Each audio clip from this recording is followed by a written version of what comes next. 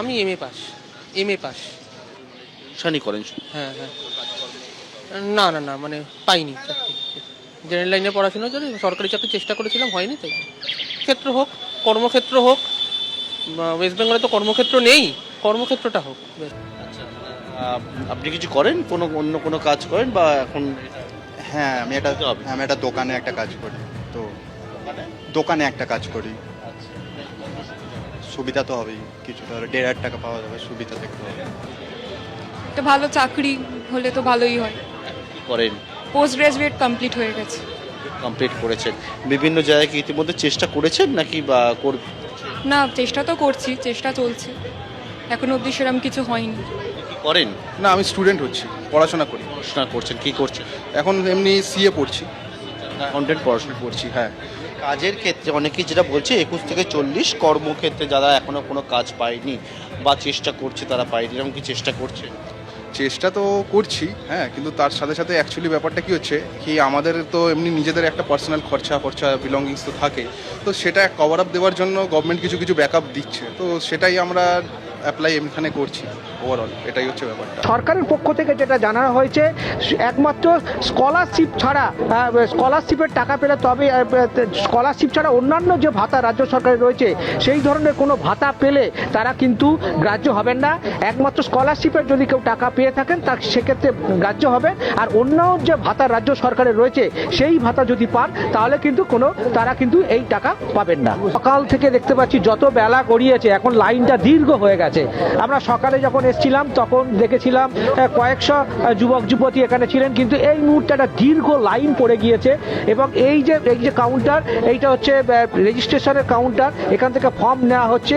এই যে 21 থেকে 40 বছরের যারা বেকার যুবক যুবতী আছে তারা মাধ্যমিক পাশের অ্যাডমিট কার্ড এবং তাদের যে সার্টিফিকেট সেইটা নিয়ে এসে এখান থেকে ফর্ম সংগ্রহ করছেন।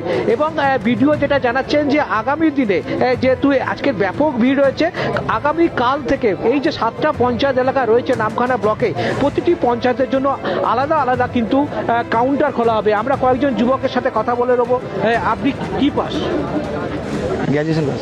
গ্র্যাজুয়েশন কি subject? History honours. History honours. আপনি এসএসসি বা অন্য কিছু করেন, কোনো আবেদন করেননি এর আগে? না, করিনি। করেননি? কোনো চাকরির পরীক্ষা? অনেকবার দিয়েছি, কোনো জায়গায় পাইনি। কি চাকরির পরীক্ষা দিয়েছেন? ডাব্লিউবি, প্রাইমারি সব কিছু। প্রাইমারি দিয়েছেন, তৈরি দিয়েছেন। এখন বয়স কত আপনার? 31। 31। এই যে ভাতাটা পাবেন, এটা দিয়ে কি হবে, কি হতে পারে, আপনার কি ধারণা? ধারণা কি কতটুকু, মোবাইল রিচার্জ, ওই যে সাধারণ যেগুলো হয় সেগুলোই হবে, এছাড়া আর কিছু নেই। 1,500 টাকায় কোনো কিছুই হবে না, এটুকুই। আপনারা কি চাইছেন, আরেকটু কর্মসংস্থান হলে ভালো? কর্মসংস্থান হলে ভালো হয়। কর্মসংস্থান হলে ভালো হয়। একদম বুঝতেই পারছেন, উনি একজন গ্র্যাজুয়েট, ইতিহাস অনার্সের গ্র্যাজুয়েট, এবং উনি অনেক পরীক্ষা দিয়েছেন কিন্তু কিছু না পেয়ে আজকে তিনি 31 বছর বয়স, এবং 31 বছর বয়সে তিনি এসছেন বেকার ভাতার জন্য। 1,000 টাকা যেটা পাওয়া যাবে 21 থেকে 40 বছর বয়সে, সেইখানে তিনি ফর্ম তুলছেন। আমরা আরও কয়েকজনের সঙ্গে কথা বলে নেব। আপনি কি pass? HS pass. HS pass. কি করেন কি আপনি এখন? এমনি ঘরে কাজ বাজ করি। চাকরির পরীক্ষা বা এরকম কিছু না। কখনো দেননি? না। এই টাকাটা পেলে কি কাজে লাগবে? ঘরে সংসারে কাজে লাগবে। সংসারের কাজে লাগাবে। ফার্দার কোনো এডুকেশন বা চাকরির পরীক্ষা? না, দেওয়া হয়নি, দেওয়ার চেষ্টা করব। দেওয়ার চেষ্টা করবে। এরকম আমরা আরো কয়েকজনের সঙ্গে। আপনি কার জন্য এসেছেন দাদা? উনি কিছু বলে, আপনি? I don't say anything. হ্যাঁ, I don't say anything about this. উনি কিছু বলতে রাজি নন, কিন্তু পরিষ্কার বোঝাই যাচ্ছে যে আজকের এখানে যারা এসছেন যে লাইনটা কিন্তু দীর্ঘ হচ্ছে। ভিডিও জানালেন যেটা, যে এখানে এই যে লাইন দীর্ঘ হওয়ার জন্য আগামীকাল থেকে প্রত্যেকটা পঞ্চায়েতের জন্য আলাদা আলাদা কাউন্টার করা হবে, এবং যাতে কোনো বিশৃঙ্খলা না হয় নামখানা থানার পুলিশ, এখানে সিভিক ভলেন্টিয়ার এবং অন্যান্য পুলিশ কর্মীরা আছেন, তারাও ফর্ম দিয়ে সাহায্য করছেন। যারা চাইছেন তাদেরকে ফর্ম দিয়ে সাহায্য করছেন, এবং এই যেখানে ফর্ম নেওয়া হচ্ছে এবং অন্য দুটি কাউন্টারে সেখান থেকে ফর্ম জমা করার কাজ হচ্ছে।